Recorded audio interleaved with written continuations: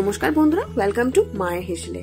আজকে আবার একটা মাছের রেসিপি নিয়ে চলে এসেছি, রুই মাছের ঝাল দেয়া। চলুন তাহলে শুরু করে দিই। প্রথমেই আমরা একটা পরিষ্কার কড়াই নিয়ে নেব আর তার মধ্যে তেল দিয়ে দেব।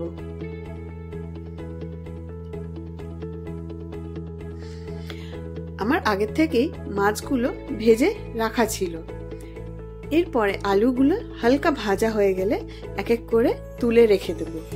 এরপরে ওই কড়াইয়ের মধ্যে প্রথমে দিয়ে দেব 1 চামচ 5 ফোড়ন। সেটাকে ভালো করে ভেজে নেব। এরপরে ছোট ছোট কুচো করে কেটে রাখা পেঁয়াজ একটা, সেটাকেও দিয়ে দেব।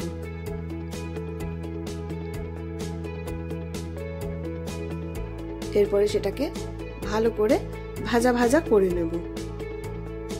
পেঁয়াজটা ভাজা হয়ে গেলে এরপরে আমরা এর মধ্যে দিয়ে দেব 1 চামচ হলুদ, 1 চামচ কাশ্মীরি রেড চিলি পাউডার, আর দিয়ে দেব এতে সর্ষে পোস্ত বাটা দিয়ে একটু জল দিয়ে ভালো করে এটাকে ফুটতে দিয়ে দেব।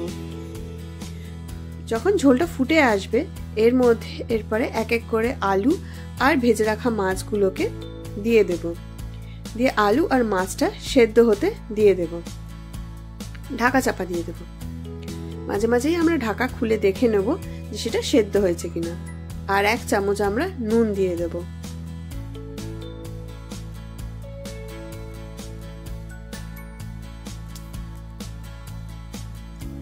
একটু জলটা শুকনো শুকনো হয়ে আসলেই এর মধ্যে ওপর থেকে আমরা 1 চামচ কাসুন্দি দিয়ে দেব।